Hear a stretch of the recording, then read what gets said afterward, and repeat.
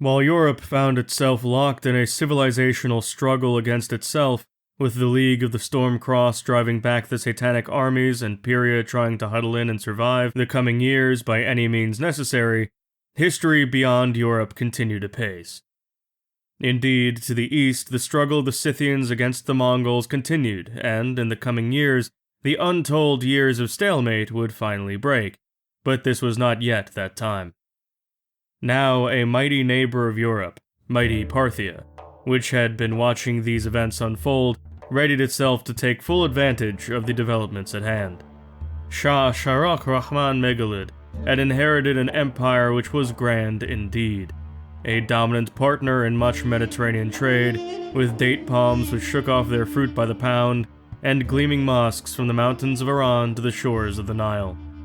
Shah Shahrukh had even commissioned one as he ascended the throne, a grand mosque in the site of the Great Pyramids which he named the Dar-al Islam. This would take the rest of his days to fully complete. Shahrukh Rahman grew bored with the generations of consolidation the Parthian Empire had been undergoing, for as long as his generations of forebears can remember, ever since the last expansionary period. Indeed, Shahrukh Rahman had even murdered his old conservative grandfather, Cyrus Azdad Meghalid, who sat crouched on the throne like a desert lizard for far too long for his liking. In any case, the young new Shah was eager for conquest and thirsted after greatness. He spent his childhood in the shadow of the statues of the pharaohs and the shade of their pyramids. He dreamed of becoming like them, and cursed his fate that he wasn't born in an older, more heroic age. Whatever the case, he opened his reign with an all-out assault on Syria in 1317, which he won with great ease. The Syrians were traders primarily, and their continued existence depended on his good graces, and his regard for the value they brought him through their independence. As such, Syria fell in 1319, and their trade networks commandeered by the great Parthian Empire. Soon thereafter, several East African tribes which they had been cooperating with were overtaken as well, like the Shawak, Darin, and Ma'in. The Shah made use of them by selling them, one and all, into slavery, which was a vast, interconnected system in his empire that all wealthy men held in common, an institution which defined a great part of their identity. Neighboring Saba rendered great tribute to Parthia in that year, and even sent their prince to the Parthian court as a hostage to ensure good relations between the two, which many say spared this polity for now. The Shah of Parthia, still bored, turned his sights west, traversing the Maghreb, and conquering several Bedouin and Berber tribes, including the Fezzan, Mazab, and Zab peoples, all by 1321. Some of these peoples he sold into slavery, but still others he pressed into the service of his great armies, putting them to work as useful natives who knew the land better than he. All in all, the Shah had an easy time of it, and indeed many people simply submitted to him when they saw his armies and saw the smoke from their many fires approaching west. Here he considered many things. He considered waging a jihad to retake the Levant from Rhodes, and perhaps invading Anatolia as well, given how preoccupied Europe seemed to be at the moment. Though this would trigger quite the war and likely be a preoccupation that would last the rest of his life. He also considered sailing straight north, conquering Sicily and perhaps parts of Italy as well. He wasn't fond of sailing, however, and decided that he'd much prefer to cross the extremely narrow Strait of Gibraltar in the west to invade Vasconia. What's more, Vasconia hadn't established the same magnitude of black powder industry as the East had just yet, so they were a good target. Then it suddenly dawned on him, the elephant in the room: Emporia. Emporia had long been an enemy of Parthia, and their ancient, detestable paganism made them a pariah in all the world. What's more, they had recently lost their European holdings, thus confining them to North Africa, which made their conquest all the more assured, should a rival decide to grab them. As such, Shah Shahrukh made his decision, and, without officially declaring war, began his conquest of Emporia by laying siege to their easternmost city, the fortress city of Akola. The Emporians immediately huddled into their defensive formations on the walls, and even set up light battlement cannons to defend the city. Parthia brought their own and hammered away at the city, but the walls were multi-layered, and Akola was well supplied. Indeed, this siege stretched on for over a year, with the Parthians seemingly making no progress at all. Then, in 1322, a slave revolt erupted from within the city walls, and fire rose from the city, splitting the defenders between putting down the revolt and defending Akola from the Parthians.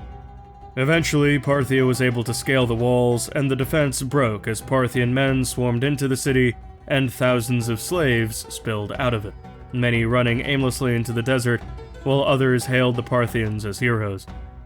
Shah Sharuk ordered the city to be put to the sword, and countless filthy and abused slaves huddled by the flames of their masters' charred corpses, dancing and cheering as that city's Baal temple was dashed to pieces, and its priests impaled along the shores of the Mediterranean Sea.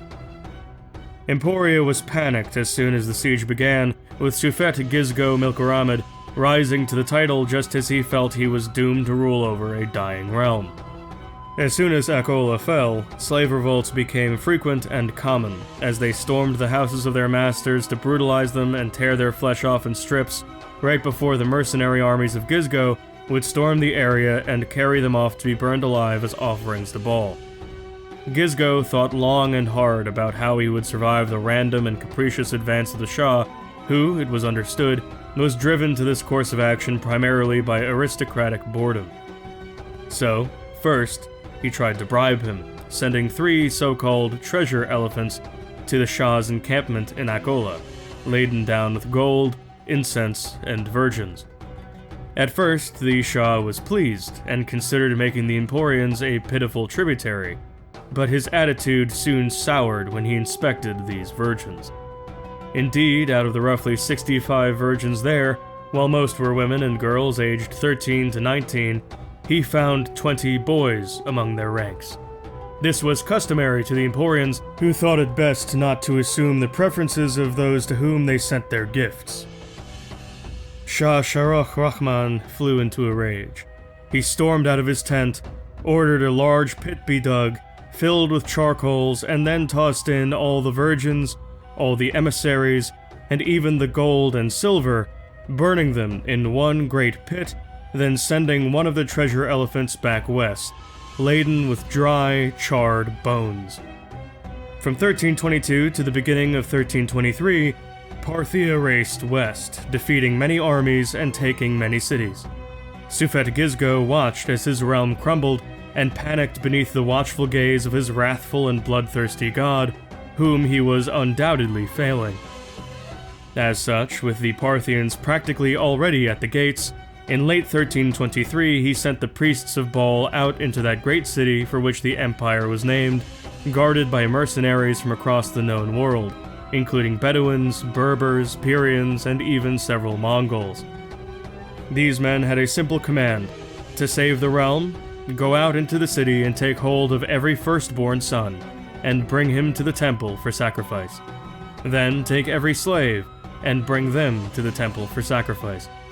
Then, in the midst of these sacrifices, a great orgy was to be held beneath the watchful gaze of Baal, that lord of storms, that despoiler of nations. And so his men did as was commanded. For days upon days, rivers of blood spilled from the altar and black smoke filled the city, along with the wailing of infants, while the Sufet and the noble men writhed with the temple prostitutes in sight of all the city. This was, put simply, too much for anyone to bear, be it the slaves or the regular people whose families were being totally shattered.